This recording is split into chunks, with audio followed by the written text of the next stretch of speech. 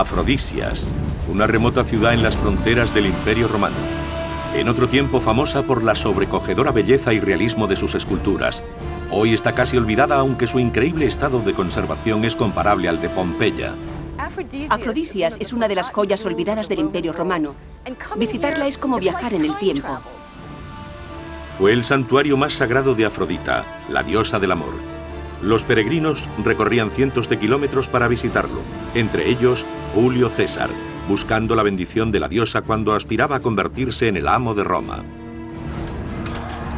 La ciudad sufrió las guerras civiles romanas durante el siglo I a.C. Su salvador fue un esclavo liberado cuya visión forjó la ciudad que conocemos hoy. Uno se queda boquiabierto al caminar por aquí. Nuestros investigadores se valdrán de los últimos descubrimientos arqueológicos para recrear los edificios más notables de la ciudad. Sus templos, sus monumentos, los lugares de ocio y la tumba perdida de su padre fundador. Le devolveremos la vida a esta ciudad romana para ver cómo era en su apogeo. Desde la preciosa arquitectura de sus santuarios hasta los sangrientos espectáculos para satisfacer a su pueblo. Este es el mundo perdido de Afrodisias.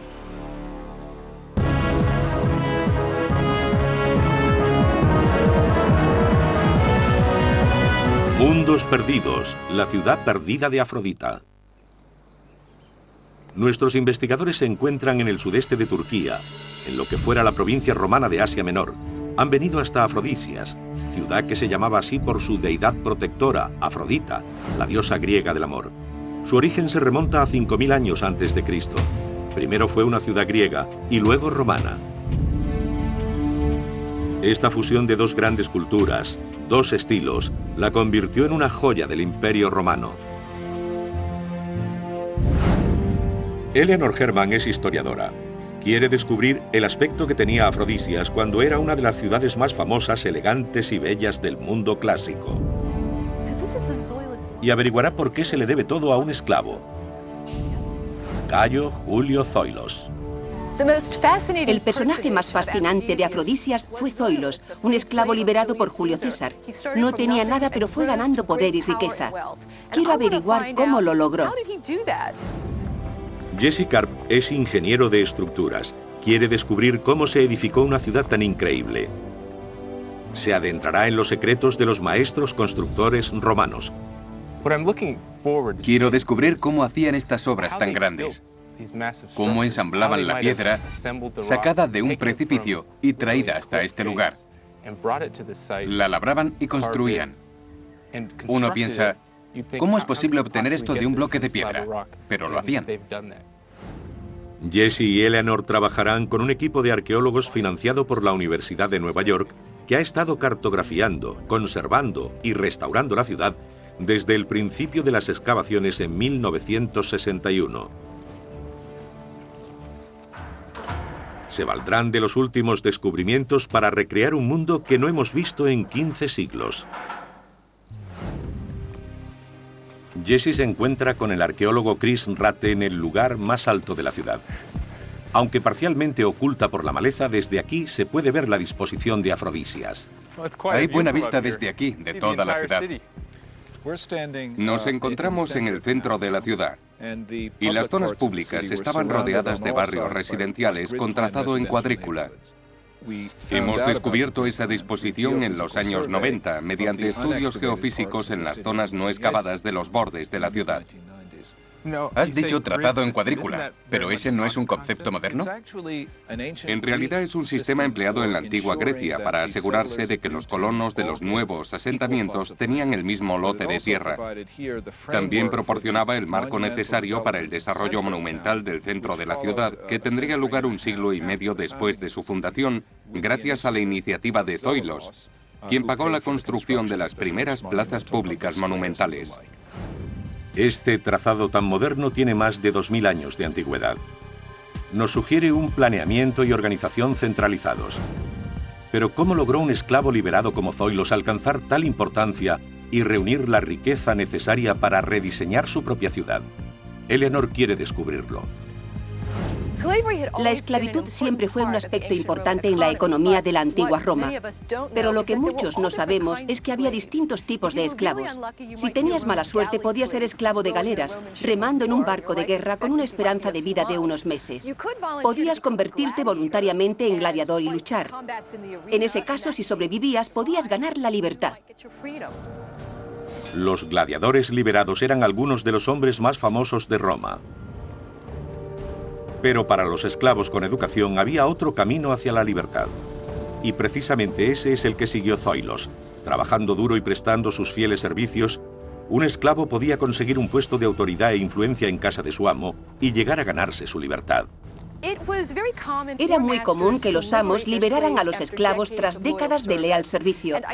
Creo que Zoilos era muy inteligente, astuto y trabajador, y acabó siendo liberado con mucho poder y dinero.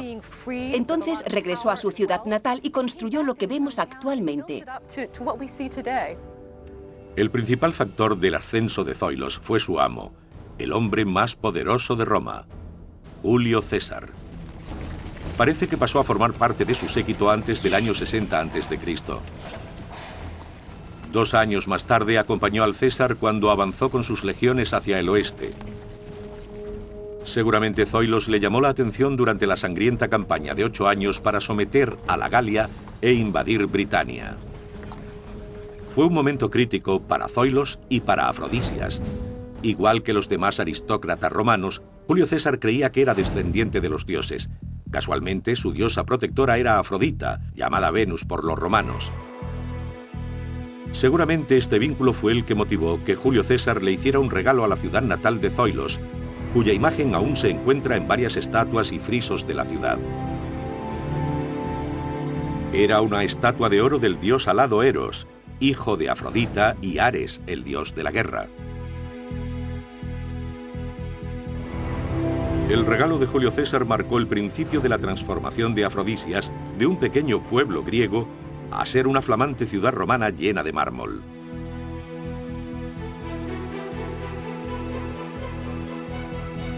Y Zoilos jugó un papel central en este cambio. La Universidad de Nueva York lleva décadas trabajando en el lugar para reconstruir esta historia.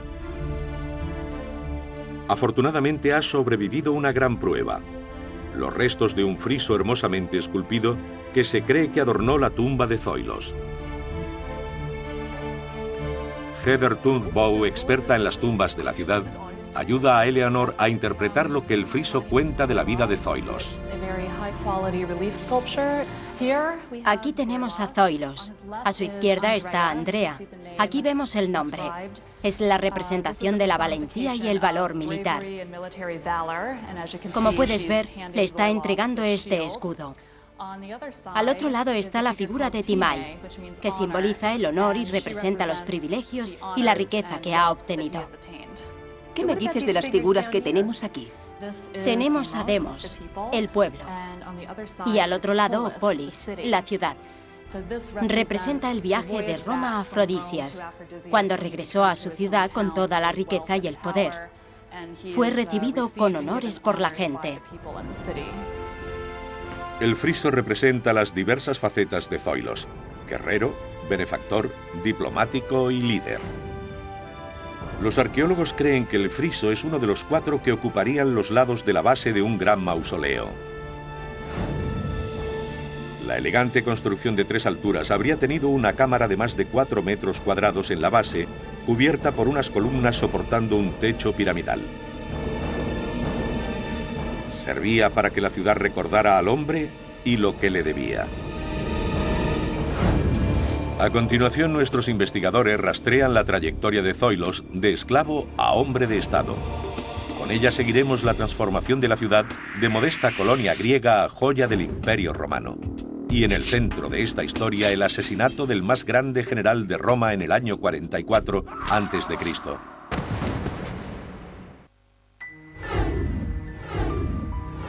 Nuestros investigadores se encuentran en Afrodisias, una ciudad fundada por los griegos y transformada por los romanos durante el Imperio en una espectacular ciudad de mármol. Transformación desencadenada con un regalo de Julio César y continuada por sus sucesores. En marzo del año 44 a.C., Julio César, dictador vitalicio de la República de Roma, llegaba al Senado. Casi de inmediato fue abatido por un grupo de senadores desafectos. El imperio se sumió en el caos mientras diversas facciones políticas luchaban por el poder. Aprovechando la disputa por el liderazgo, su mayor rival, el Imperio Parto, atacó por el este. Afrodisias se vio empujada a la primera línea de un gran conflicto. Zoilos, el fiel esclavo de Julio César, fue liberado por Octavio, heredero elegido por César. Fue destinado a su ciudad natal para liderar su defensa. Según parece, Zoilos era de Afrodisias y regresó con una gran riqueza y poder y ayudó a defender la ciudad. Fue el responsable de su alianza con Octavio. Lograron defenderse y en el año 39 a.C. los partos fueron expulsados de Asia Menor. La victoria fue un punto de inflexión para Afrodisias y para Zoilos. Para recompensar su coraje y su lealtad, Octavio premió a Afrodisias declarando la ciudad libre, o lo que es lo mismo, exenta de pagar impuestos a Roma. Zoilos reunió los fondos liberados para usarlos en un plan de construcción. Nuestros investigadores estudian el complejo del templo romano iniciado a finales del siglo I a.C. como símbolo de la nueva riqueza y orgullo de Afrodisias. ¿Esto es la entrada? Sí, es lo que se denomina propilón, una palabra griega que significa la puerta de entrada. Era una estructura cubierta con un techo de vigas que se extendía desde estas columnas hasta aquellas. ¿Y el templo está más allá? Accedemos al santuario después de cruzar la puerta de entrada. Pero Jesse descubre que a principios del siglo VI después de Cristo, el templo pagano se convirtió en catedral cristiana. ¿Entramos en el templo de Afrodita? Entramos en el templo, pero lo que ves es lo que sobrevivió después de haberlo convertido en una catedral cristiana en el 500 después de Cristo. Lo que hicieron fue invertir la estructura original. Era un cubo rodeado de columnas que contenía una estatua. Al convertirse en iglesia, ese cubo fue desmantelado y usado para levantar paredes alrededor de las columnas. Mirando la planta podemos separar los añadidos del siglo VI para ver el templo pagano construido por Zoilos 500 años antes.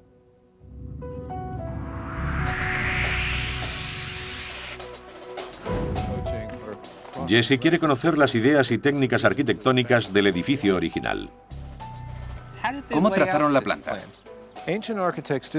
Los arquitectos de la antigüedad no disponían de unidades de medida estándar como el metro o el pie inglés. En cada edificio establecían cuál sería la unidad usada en él.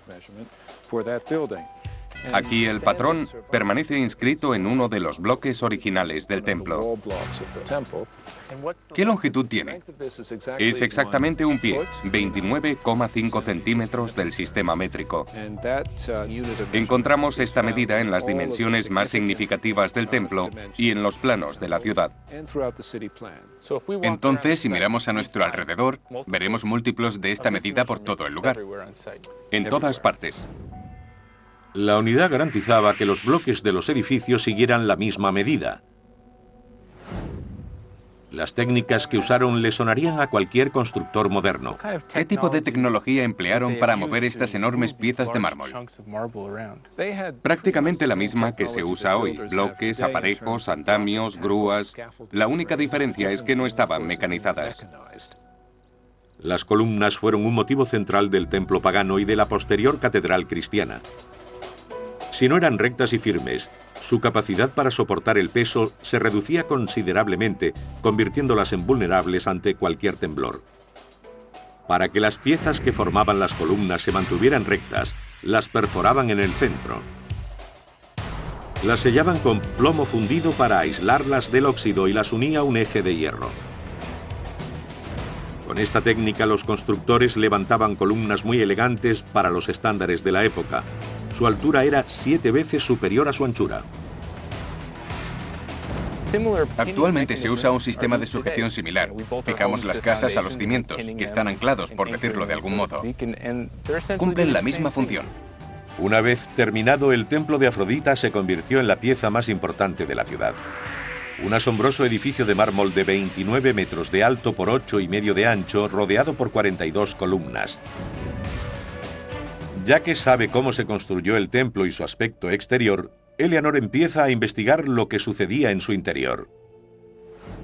Heather le enseña a Eleanor que Zoilos dejó constancia de su presencia en la piedra.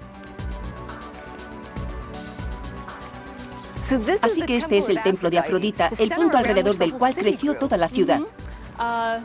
Estamos entrando en el templo de Afrodita, por la que fue la puerta de acceso a la iglesia cristiana. Esta es una pieza interesante de la fase inicial, cuando era un templo. Formaba el dintel del pasillo que iba hacia la cámara del templo, donde se guardaba la estatua de Afrodita. Hemos encontrado una inscripción que ahora casi no se ve, en la que se da fe del hombre que financió el edificio, Zoilos. Sauter Kai Eiuergetes, Salvador y Bienhechor. Entonces era la parte más sagrada, el altar, y estaría situado ante nosotras. Sí. Sería una sala cerrada en este extremo, rodeada de columnas. Y creo que no estaba abierto al público en general, sino que quedaba reservado para los sacerdotes, ¿verdad?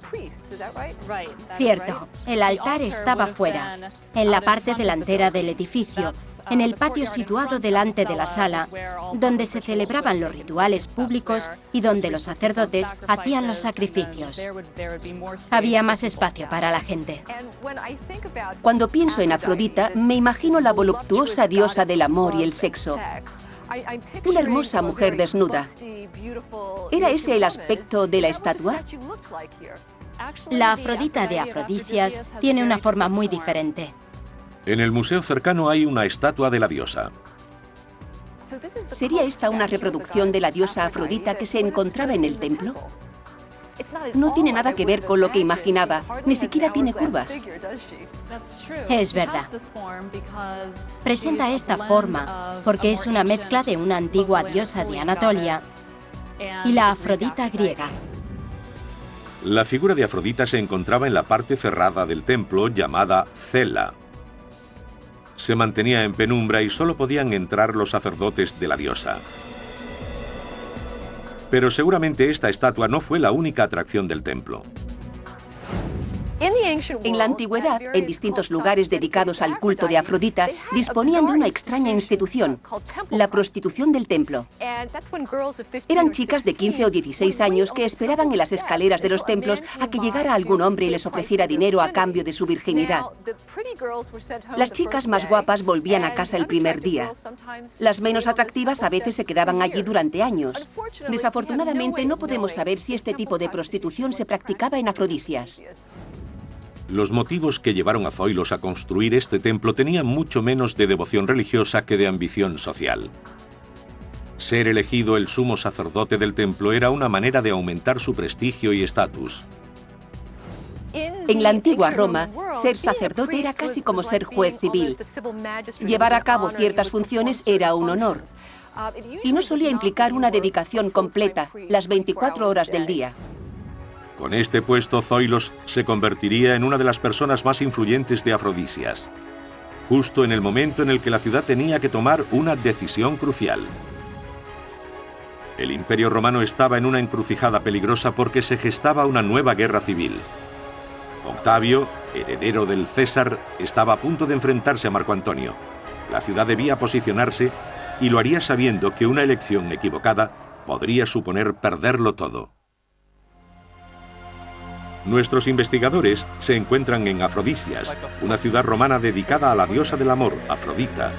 Situada dentro del territorio gobernado por el íntimo amigo del César, Marco Antonio, su pueblo tuvo que tomar una difícil decisión en el año 31 a.C.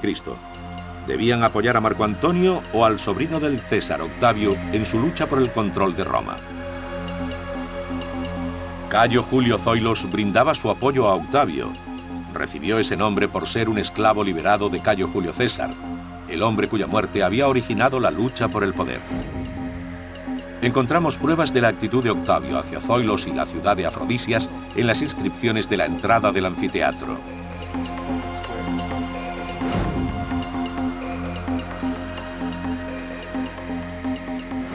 Eleanor Herman, historiadora, se reúne con el jefe de arqueólogos del equipo de la Universidad de Nueva York, Chris Rate, para conocer más. Estamos llegando a la entrada principal del teatro, donde vemos una serie de inscripciones que incluyen copias de correspondencia oficial, entre las que hallamos una carta de Octavio que empieza diciendo: ya sabéis cuánto aprecio a mi Zoilos. Al final de la carta reza: he escogido esta ciudad entre todas las de Asia para que sea la mía. Se refiere a la ciudad de Afrodisias. Esta carta fue escrita antes de la fundación del Imperio Romano. Octavio desde el oeste e Italia y Marco Antonio desde el este y Grecia luchaban por el poder. Estos documentos atestiguan el esfuerzo de Octavio con la ayuda de Zoilos para ampliar su influencia en el territorio de Marco Antonio. Así que Octavio lo hacía para intentar ganarse el apoyo de esta ciudad. Exacto. Y parece que también fue el motivo por el que envió a Zoilos aquí. Según la tradición griega, las decisiones políticas importantes, como apoyar a Marco Antonio o a Octavio, debían ser debatidas por los hombres libres de la ciudad públicamente. Eleanor quiere saber si se hicieron estos debates. Esto es el teatro, el lugar donde se hacían representaciones, pero ¿tenía otras finalidades? Era un espacio para asambleas de todo tipo. Cuando el gobernador romano venía aquí para dirigirse a la ciudad, escogía este lugar para hacer sus discursos, donde recibiría los aplausos del público. También se usaba para espectáculos de gladiadores, por eso la zona de la orquesta está por debajo del escenario. Los deportes sangrientos, gladiadores, peleas con animales salvajes y ejecuciones públicas figuraban entre los pasatiempos preferidos de los romanos y los exportaron con gran entusiasmo a todos los rincones de su imperio. Estos espectáculos también eran una poderosa arma política y los dignatarios locales, como Zoilos, financiaban las luchas para aumentar su popularidad. ¿Qué aspecto tenía hace 2000 años? ¿Era muy distinto de lo que vemos hoy? Era el doble de grande de lo que vemos. Ahora solo queda el bloque más bajo de asientos, pero había otro nivel encima. El edificio del escenario, el telón de fondo permanente, tenía 3 plantas. El conjunto sería muy elaborado y daría la sensación de ser un espacio cerrado. ¿Estaba lleno de estatuas de mármol? Sí, había muchísimas estatuas entre las columnas de los 2 últimos pisos. Muchas de ellas fueron encontradas cerca del escenario durante las primeras excavaciones. Las minuciosas investigaciones de la Universidad de Nueva York han descubierto la gran cantidad de estatuas y ornamentos que adornaban el escenario. Y seguimos encontrando rastros del ciudadano más importante de Afrodisias. Esto no era solo un escenario, era una valla publicitaria. En el dintel encontramos una inscripción con el nombre de quien lo ofrece, Cayo Julio Zoilos, identificado como hombre libre o exesclavo del hijo de Julio César, Octavio, e importante magistrado de la ciudad, cargo que había renovado en 10 ocasiones.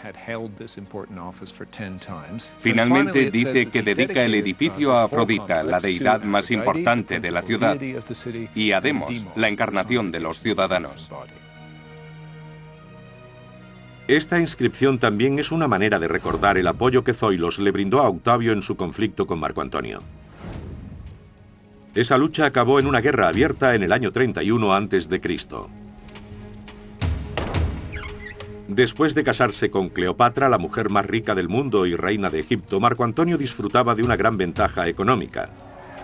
Pero no se percató del insulto moral que causó en Roma su boda con la examante de Julio César. Cuando Marco Antonio se divorció de su mujer, una patricia, y se casó con Cleopatra, la reacción fue de horror. Allí estaba con esa encantadora mujer oriental que le haría hacer cosas terribles a él y a Roma. Los temores de Roma se confirmaron cuando Marco Antonio y Cleopatra declararon que Cesarión, el hijo mayor de Cleopatra, era hijo de Julio César. Por este motivo decidieron proclamarlo heredero de un supuesto imperio romano egipcio. Estas escandalosas reivindicaciones habrían sido una buena munición para que Zoilos lograra convencer a los afrodisios de la necesidad de apoyar a Octavio en la guerra. La decisión definitiva se tomaría en el teatro. Zoilos ganó. Para satisfacción de los afrodisios, que debían temer las represalias de Marco Antonio, la guerra fue corta. Abandonado por sus hombres y creyendo erróneamente que Cleopatra había muerto, Marco Antonio se suicidó. Octavio invade Egipto y encierra a la célebre reina en su palacio. Ella también se suicida. Entonces, ejecuta a Cesarión para convertirse en único sucesor del César y amo absoluto del Imperio Romano. Siguiendo los consejos de Zoilos, Afrodisias había apoyado al bando ganador. Ahora cosechaba los beneficios del favor de Octavio, visibles en el teatro acabado. Se terminó sobre el 27 a.C., unos años después de la victoria. El escenario era una asombrosa edificación de 3 plantas, adornada con estatuas de dioses, héroes y dignatarios, entre los que debía de encontrarse el mismo Zoilos. Este había reconvertido el foro más importante de la ciudad y había reconstruido el santuario más sagrado, el templo de Afrodita, del que él era sumo sacerdote. El exesclavo se había convertido en el amo de la ciudad, pero sus ambiciones no quedaron ahí. Su siguiente proyecto sentaría las bases para que Afrodisias se convirtiera no solo en un centro de los negocios, el comercio y las artes, sino en prestigiosa sede para los juegos y sacrificios más sangrientos. Nuestros investigadores se encuentran en el sudoeste de Turquía en una ciudad llamada Afrodisias, un lugar olvidado de elegantes edificios de mármol. Actualmente sus restos son comparables a los de Pompeya. Jesse Karp se encuentra con Lia Long, arqueóloga, en una cantera a 2,5 kilómetros de la ciudad. Intenta descubrir por qué Afrodisias fue considerada la ciudad más hermosa del Imperio Romano. Estamos ante una de las mayores canteras que usaron los habitantes de Afrodisias para abastecerse de mármol. Es enorme. ¿Qué cantidad de piedra extrajeron de este lugar? Pues unos 280 metros cúbicos. Eso es muchísimo. Sí, desde luego. Y seguramente la usaron en varios de los monumentos del centro de la ciudad. Aún hoy son visibles las marcas de las técnicas usadas hace 2000 años para extraer el mármol de la cantera. Si te fijas, este es uno de los bloques que cayó de la cara de la cantera. Vemos algunas marcas y un agujero en el centro. ¿Para qué servía? Ese orificio se usaba para desprender el bloque. Utilizaban cuñas de madera envueltas con telas y las llevaban hasta los agujeros. Las humedecían y al secarse se expanden. Eso es. Y la roca se fragmentaba.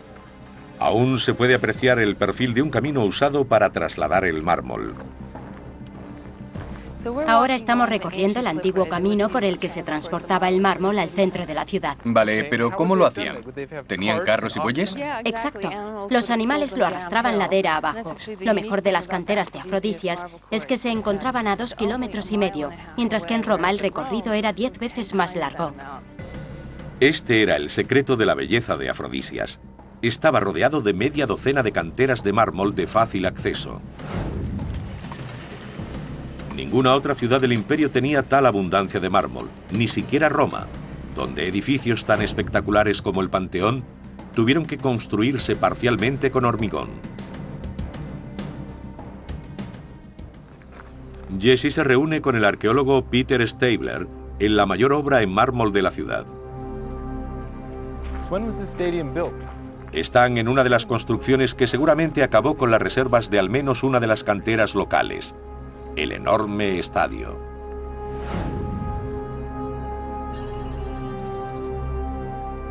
¿Cómo se conserva el estadio? Es uno de los estadios antiguos más grandes y mejor conservados. Es una construcción inmensa. ¿Tienes idea de la cantidad de mármol que se usó para construirlo? Tiene unos 275 metros de largo y 76 de ancho. Hemos calculado que fueron necesarios unos 70 metros cúbicos. Desde la grada más alta del estadio se puede apreciar la gran cantidad de material usado en su construcción, además de su forma y diseño únicos. El aspecto largo y estrecho es una característica típica de los griegos. Todos sus estadios son así. Las construcciones romanas eran ovaladas. Este edificio es una combinación de los estilos griego y romano. ¿Qué hace que sea tan particular? Tiene dos extremos que terminan en curva y los lados, que deberían ser rectos, no lo son. Salen un poco. De este modo se conseguía que los espectadores de los lados tuvieran buena visibilidad de toda la pista. Usando la longitud de un estadio griego y el perímetro de la circunferencia de un circo romano, los constructores afrodisios crearon un híbrido. Un estadio mucho más largo, con los extremos redondeados, que fusionaba lo mejor de las arquitecturas romana y griega. Decidieron mezclar estas dos formas para acoger tanto los sangrientos deportes romanos como el atletismo tradicional griego.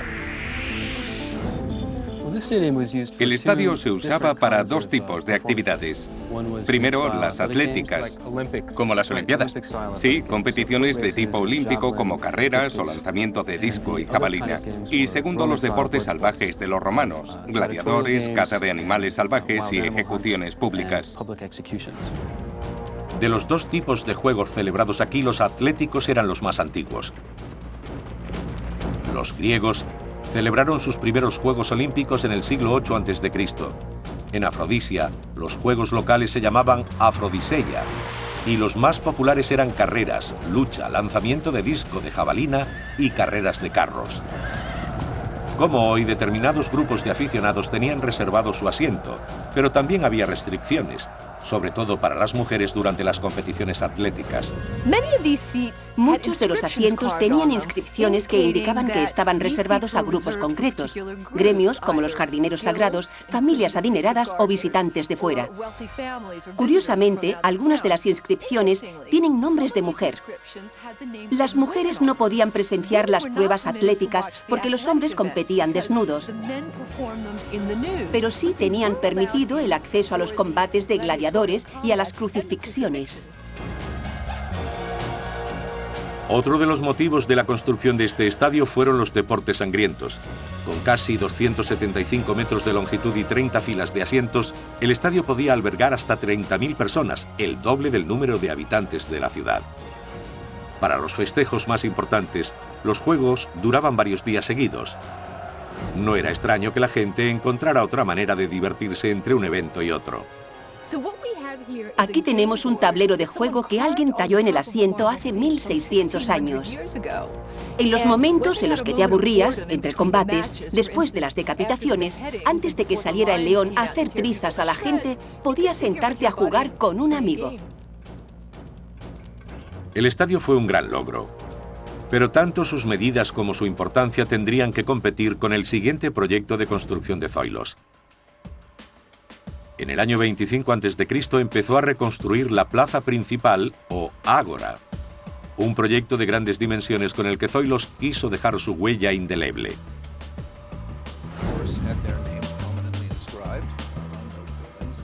Eleanor Herman y el arqueólogo jefe Chris Rate estudian el ágora.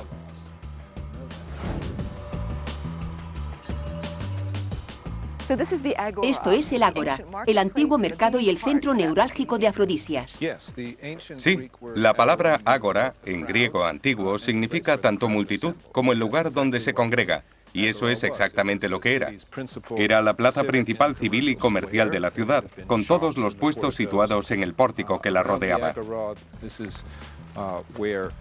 Las asambleas de ciudadanos tenían lugar aquí, y parece que durante los días de mercado los habitantes de pueblos cercanos acudían para poner sus puestos en los que vendían sus productos y utensilios.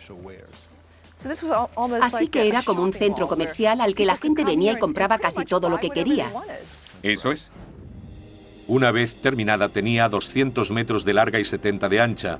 Era una plaza espectacular, a la altura de cualquier otra del Imperio Romano. Estaba rodeada de una preciosa columnata cubierta llamada stoa. Pasillos techados como este se extendían más allá del ágora uniéndola al templo de Afrodita, para que los ciudadanos pudieran pasear de un lado al otro del centro de la ciudad sin tener que hacerlo bajo el sol o la lluvia. Indicios arqueológicos sugieren que aquí se encontraba la tumba de Zoilos. El santuario de Afrodita era el centro religioso de la ciudad. Esto es el centro cívico. El ágora era un espacio abierto que disponía de algunos monumentos públicos repartidos a su alrededor. Y en el centro hay una plataforma cuadrada de mampostería que tiene las dimensiones adecuadas para la tumba de Zoilos. El ágora es el emplazamiento tradicional de las tumbas de los fundadores de las ciudades. No lo sabía. Pensaba que todas las ciudades enterraban a los muertos en las afueras. Los griegos hacían una clara distinción entre la ciudad de los vivos, la polis, y la ciudad de los muertos, la necrópolis, situada afuera. Pero la gente importante era la excepción. Podían ser enterrados en lugares muy respetados, como el ágora. Seguramente este es el punto en el que se encontraba el mausoleo de Zoilos hace 2000 años. Debía ser un edificio reconocido que conmemoraba los logros de un hombre que transformó su humilde pueblo griego en una ciudad romana desarrollada plenamente, honrada por los emperadores. Pero un grupo de afrodisios pretendía despreciar el legado de Zoilos tan pronto como pudiera. Zoilos generó una gran riqueza para la ciudad y supongo que debía recibir muestras de respeto y gratitud por ello. Pero también habría gente celosa, ya que era un antiguo esclavo, la clase más baja, que se dedicaba a inscribir su nombre por toda la ciudad. Supongo que las más poderosas familias aristocráticas estarían muy celosas. Zoilos murió hacia el año 20 a.C. La aristocracia local, privada del poder por un esclavo liberado, se movilizó rápidamente para reclamar la autoridad que consideraba suya por derecho de nacimiento. Para facilitar el cambio de régimen, tuvieron que probar su fidelidad a Octavio, ahora llamado Augusto, el primer emperador romano. Y eligieron hacerlo construyendo el edificio más ambicioso jamás levantado en Afrodisias. Un rompecabezas que nos sigue asombrando en la actualidad. En la ciudad romana de Afrodisias, nuestros investigadores exploran el notable legado de un esclavo liberado que se convirtió en hombre de Estado, Cayo Julio Zoilos. Han revelado cuál era el aspecto del templo de Afrodita cuando Zoilos lo reformó a mediados del siglo I a.C. Y también han visto el magnífico escenario que añadió al teatro y la extensa ágora donde construyó su propio mausoleo. Ahora se centran en el majestuoso edificio construido tras su muerte.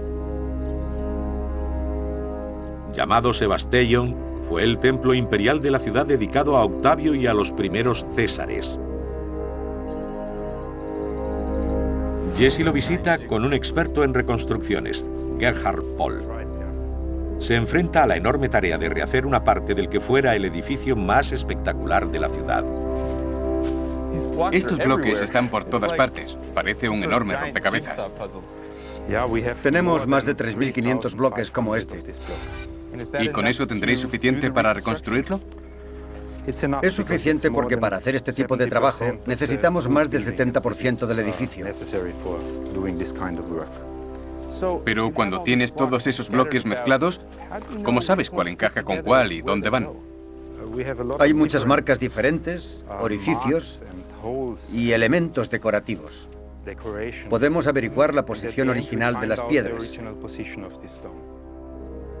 Muchas de ellas pertenecen a la entrada del Sebasteion de 3 niveles que llevaba a su característica más importante, una vía ceremonial de casi 90 metros de largo por 15 de ancho. ¿Qué parte del Sebasteion estamos recorriendo ahora? Ahora atravesamos el patio de este edificio. La entrada estaba en ese lado. Vale. Y al otro lado tenemos el templo. A izquierda y derecha hay unos pórticos de 3 plantas. Los estamos reconstruyendo en esta esquina. Tendrá la misma altura. ¿Cuánto tardaréis? Unos 4 o 5 años más. ¿Y cuánto lleváis trabajando? Hace ya 4 o 5 años. Así que son unos 10 años. Gerhard le muestra las técnicas tradicionales que usan para la reconstrucción del templo.